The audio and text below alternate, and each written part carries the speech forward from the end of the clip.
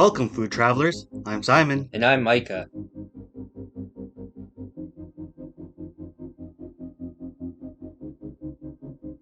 As you guys saw earlier, greetings from Houston. And of course, with Houston and in Texas in general, you gotta go have barbecue. Yeah, I'm really excited for the barbecue today, Simon. And one of the places we went was probably arguably one of the top, if not the top, barbecue places in Houston, and that is Truth BBQ. Yeah, actually, reading about the barbecue list in Texas, Truth BBQ was rated, I think, the top 5. Yeah, I saw some articles, and it's always up there in the top of the list. You're not going to find much, well, in our experience at least, or my experience, my opinion, it's there. I agree with a lot of those articles written about them and about how great their barbecue are. Yeah, I think so too. I really enjoyed this place. While standing in line here, as you saw walking in, it was a huge line. We got there early too. Everybody got there early. But the line went out around the parking lot, and while in line with the couple guys we spoke with, they were telling us about how they came here about 5 or 6 times, and it's one of the most consistent places they've been to in Houston. And as you can see, the building is actually pretty substantial. It's a pretty large place. There's a big indoor dining hall section and an outdoor patio section. What I thought was really cool was actually as you go in line, you kind of get to see kind of the process in which everything is made, from where they actually located and stored all the different woods for burning. And then you see the pits, and then as you go inside, you get to kind of see how they prepare and how they cut and how they do all the meats and how they barbecue everything. Yeah, and also while you're waiting in line, as you get closer to the counter, you can also get a little bit of taste, like a taste tester, while standing in line. They do cut everything out so they're all sample size, really easy to chew on. You don't have to do anything else. It was really nice. One of the only places we've been to with free tasting. Yeah, that was really cool. When I was at the top of the line, there was actually some brisket they just put up, and I grabbed one of the biggest pieces that they cut up for the sample. And of course, you get to taste it before you even buy it, and it was delicious. I didn't get to taste anyway by the time it was my turn, but I still got some brisket myself. The brisket was really, really, really good. So I ended up ordering the 2 meat combo, and that comes with the 2 choices of meats that you want and 2 sides. And I also had a drink, which was the sweet tea, of course. I had the pulled pork and the brisket, and I also got a drink. The drink I got was the blood honey IPA. I also got this corn, what's it called? I think it's a corn, sweet corn pudding, or corn pudding, that's what they would say. It was pretty good side. The corn pudding was kind of like a mixture of cornbread with corn, and the corn was just only slightly sweet, so it was good consistency.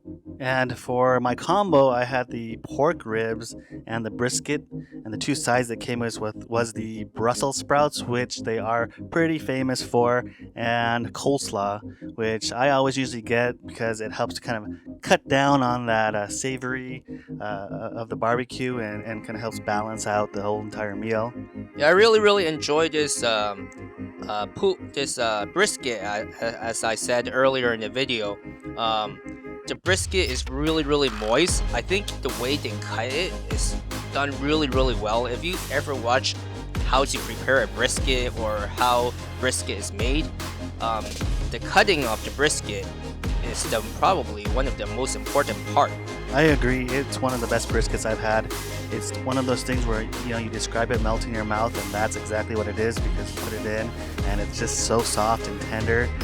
It just sits there and it just kind of disappears as it's in the heat of your mouth. Yeah, melt in your mouth is definitely a great way to describe it. You can also think of it like a brisket candy. It's so sweet, it's so good. The fattiness just makes it a little bit more creamier for the taste. And the bark on that brisket was just perfect. Just so much flavor to it. It's just, I can't describe it in words. It's just so good. It's just you just You have have to to try it. Yeah, that's definitely my opinion too. You have to try it. It's something you just have to have. It's a place where I'm definitely going back to have more brisket there. It's delicious. And one of the things also was the Brussels sprouts I had. I really enjoyed that as well. It was delicious. It had that right mixture of being a good crunch, and of course with the flavors as they cook it in the different oils from the barbecue. It was really, really good. And going back on that brisket, I mean, it's just so good. You just don't need barbecue sauce. I absolutely agree. Just the seasoning itself and the flavor of the meats, it's just so great. So, yep, no sauce required unless you want it.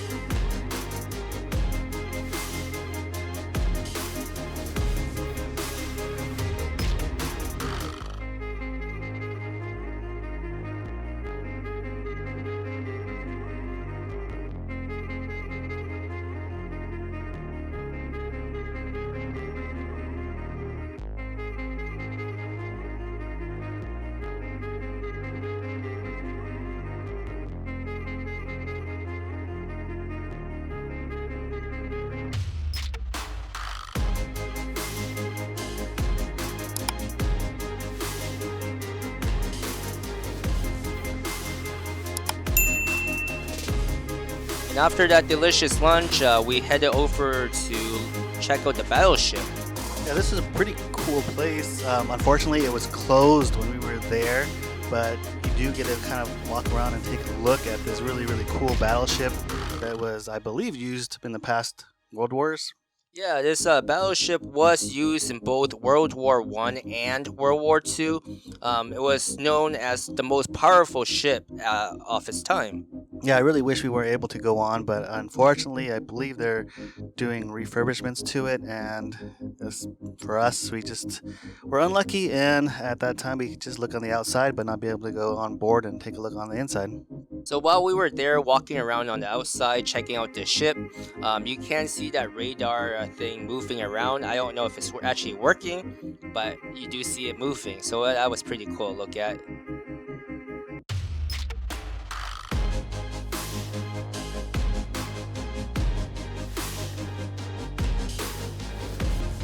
And after going to the battleship, we headed over to Mico's Hot Chicken. Mico's Hot Chicken is known for like the Nashville style chicken sandwiches. They are known for having the hottest peppers in the world, and putting that in the sandwich. They do have like a chart of different type of spiciness level you can choose for the sandwich. Unfortunately for me, I chose the mildest to none because I'm a baby and I don't have tolerance for that spiciness. I also got a banana pudding as my dessert. And for me, I'm along there with Micah in the babiness, and I actually ended up with the zero spicy, so I had no spiciness at all. Overall, the sandwich, I'm not the biggest chicken sandwich person in terms of fan-wise. I eat them, of course, but to me, it seemed pretty similar to other chicken sandwiches. I'm not the greatest at being able to tell what makes this chicken sandwich so great versus another, other than the bun being nice and soft and chewy, and the chicken being moist. That's probably my only two biggest preferences. These fit those preferences, so I thought it was just a nice, quick sandwich to eat. Yeah, that chicken is really lightly battered. The chicken flavor, I didn't find too much specialness to it. I think maybe if I got something a little bit more spicy, I could have tasted what was so special about this place. I can say for the banana pudding was really, really good. I think the banana to cookie ratio was just perfect. There was lots of outdoor seating available. It was quite spacious, spread apart, really good for social distancing if you're worried about that. Yeah, it was a really nice spot. You could tell that they kind of did an upgrade to the seating area. Made it nice where you're just outdoor and you can enjoy pretty much the environment around you while you're eating, and you don't feel too cluttered with everybody around and close to you. So overall, it was a nice atmosphere. Yeah, they also have a couple of TVs, so you can watch Sports Center while you're eating.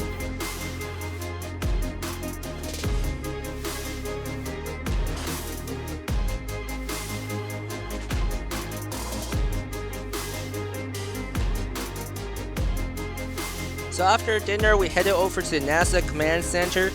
We wanted to check out the tram tour that they had, and that goes around the whole site. And you get to actually walk around the command center, looking through the shuttles and their entire operation. Unfortunately, we arrived late, and the tram tours were done for the day. So all we did was just walk around the outside and look at what they had available. Yeah, the different aircrafts and shuttles that were kind of out on display that we were able to see and kind of take a look at. Even though we weren't able to go inside and actually take a look at everything up close, it was still pretty cool to be able to see kind of all the things on the outside and you know, kind of see where our space program is.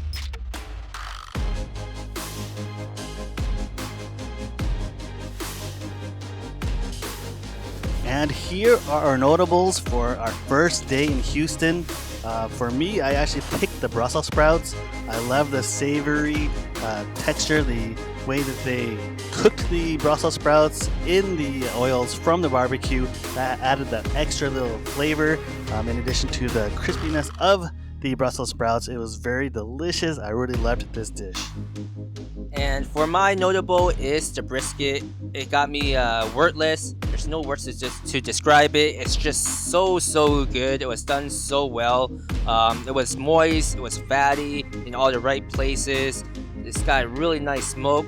That bark was just the perfect amount. It was just a brisket candy. I don't know what else I can say about this except for go try this. Definitely go try it, and definitely make a stop if you're in Houston to Truth BBQ. You won't regret it. If you've enjoyed the content you've seen, don't forget to support the channel and hit like and subscribe. If you want to see additional pictures of food and our travels, go over to our Instagram page and follow us there. Thanks for watching.